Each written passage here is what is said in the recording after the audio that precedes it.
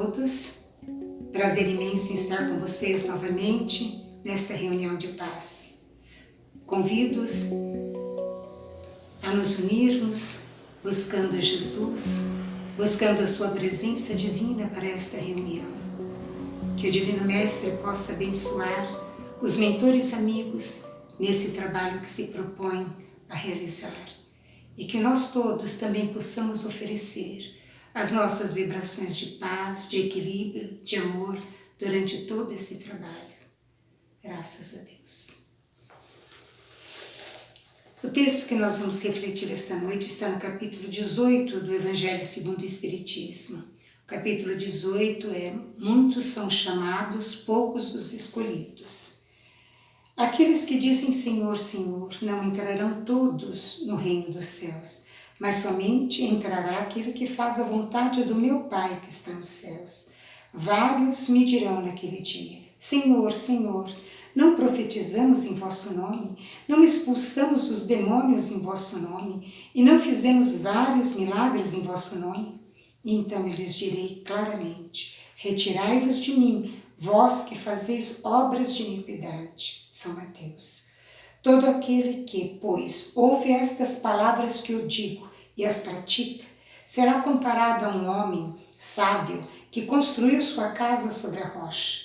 E logo que a chuva caiu, e que os rios transbordaram, que os ventos sopraram e se abateram sobre esta casa, ela não tombou, porque estava fundada sobre a rocha. Mas todo aquele que ouve essas palavras que eu digo e não as pratica, será semelhante a um homem insensato, que construiu sua casa sobre a areia, e logo que a chuva caiu, que os rios transbordaram, que os ventos sopraram e se abateram sobre esta casa, ela ruiu e sua ruína foi grande. São Mateus, São Lucas. Há lembranças que nunca se apagam da nossa mente e do nosso coração, desde a mais tenra infância. Uma dessas lembranças é a de minha mãe, sempre repetindo a mesma frase diante das iniquidades humanas: falta a Deus. Eu não me lembro de ter perguntado a ela o que significava essa frase no seu entendimento, mas hoje, com os meus conhecimentos e as minhas experiências, eu tenho o meu próprio entendimento sobre essa frase. E esse texto do Evangelho se identifica muito com o meu entendimento. Falta a Deus, no meu entender, significa falta a conexão da criatura com o Criador. Muitas pessoas entendem que para se conectar com Deus é preciso orar muito, frequentar igrejas e cultos religiosos, estudar a Bíblia, ler regularmente o Evangelho. Tudo isso é muito bom, são recursos muito preciosos para a nossa sintonia com o Supremo Bem, mas isso por si só não basta, é preciso mais. É preciso nos conectarmos com a vida, esta vida que pulsa em nós e pulsa em todos os seres ao nosso redor, todos os seres humanos e os demais seres da natureza. É preciso alargarmos o nosso olhar para tudo o que nos cerca, buscando reconhecer, sentir a beleza de tudo que vive e que nos permite viver também. Eu acredito, meus irmãos, que para nos conectarmos com Deus, a melhor forma é nos conectarmos com as suas criaturas. Se nós nos ligamos às coisas da vida, muito mais do que a vida, não conseguimos ter essa conexão com Deus. Porque nós estamos perdidos da conexão com a nossa natureza divina. E passamos a ter decisões mediatistas, utilitaristas e egoístas, que têm como consequências danos muito graves para nós mesmos, para os outros e para toda a natureza.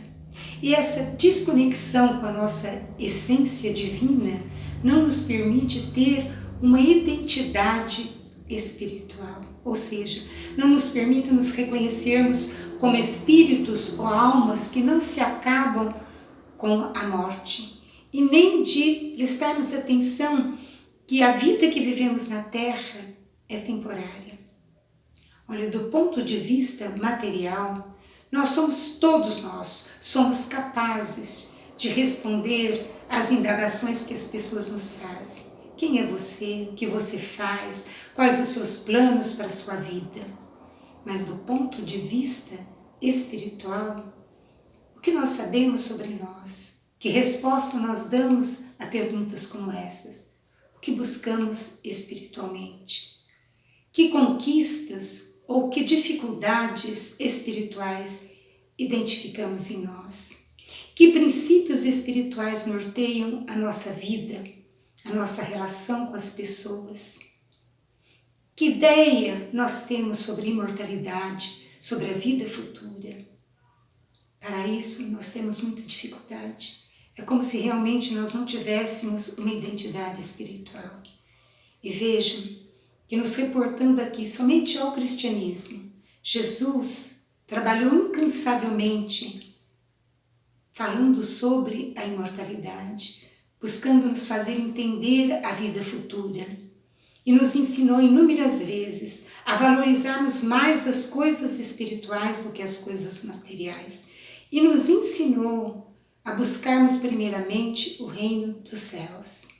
E Ele mesmo, Jesus, vivia em profunda conexão com todos os seres, o que o mantinha, portanto, em constante comunhão com aquele que Ele nos ensinou a chamar de Pai.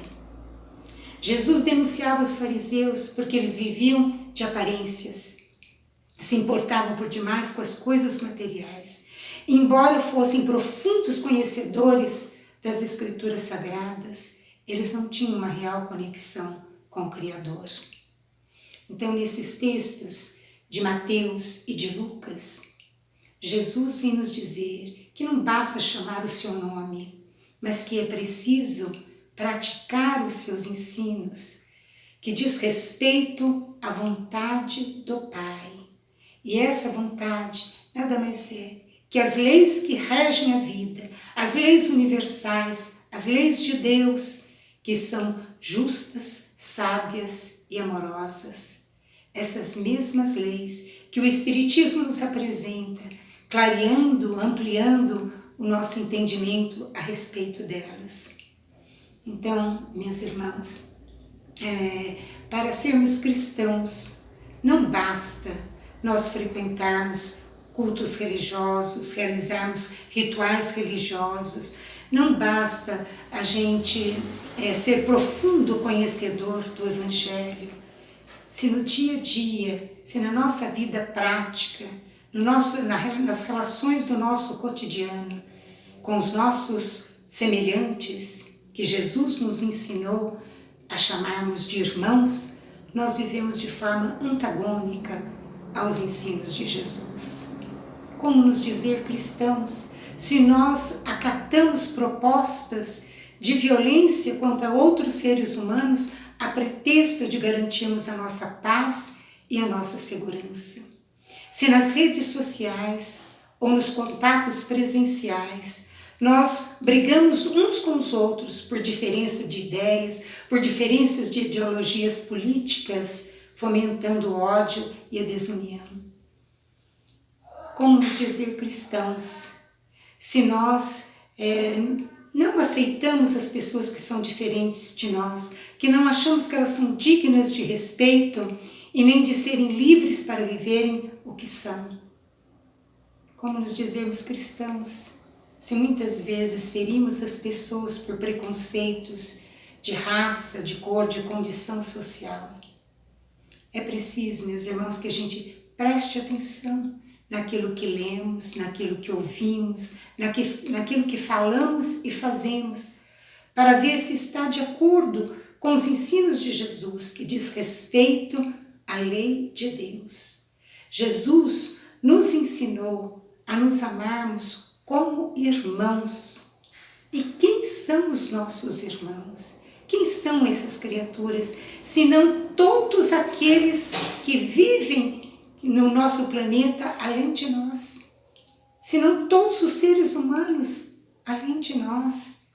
Então, nossos irmãos são os moradores de rua, são os bandidos, aqueles que nós chamamos de bandidos, né? Aqueles que nós chamamos de criminosos, são os miseráveis e os multimilionários, são os héteros e os homossexuais, são as crianças, os jovens, os velhos, são os pretos, os brancos, amarelos, são os índios, são os conservadores, os progressistas, os comunistas, são os católicos, os espíritas, os budistas, os muçulmanos, enfim, somos todos nós, somos todos são nossos irmãos.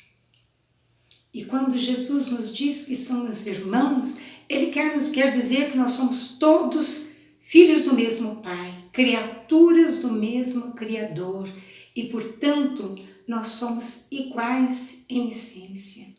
Assim, meus irmãos, que a gente possa viver em paz com todos os seres, incluindo os animais e as plantas, que possamos viver de uma forma fraterna e justa, nos relacionarmos com base naquela lei áurea que Jesus nos disse, procurar fazer para o outro aquilo que nós mesmos gostaríamos que o outro fizesse para conosco. Se assim, meus irmãos, nós não agirmos, nós seremos infelizes e causamos a infelicidade para todos os outros e para o planeta que nos acolhe. E aí resta a pergunta: o que falta? E a resposta de minha mãe: falta Deus. Boa noite a todos. Vamos então nos preparar para as vibrações do passe desta noite. Que possamos rogar a Deus, nosso Pai, que nos abençoe a todos, que nos auxilie a buscarmos de coração aberto as melhores vibrações, rogando aos bons espíritos, aos mensageiros de Deus, que nos abençoe nestes momentos.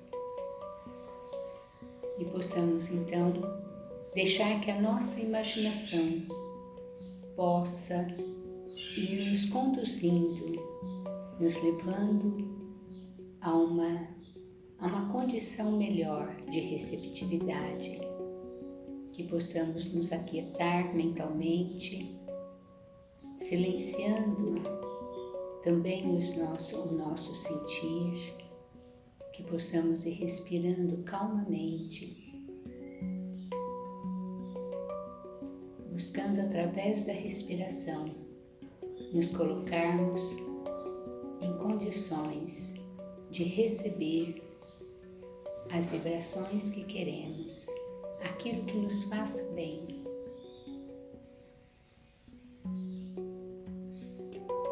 Então vamos nos imaginando numa sala ampla e luminosa. Ao entrarmos nesta sala, nós percebemos a movimentação de seres que são leves, tranquilos, emitindo as suas luzes, e neles nos convidam a nos sentarmos no centro dessa sala.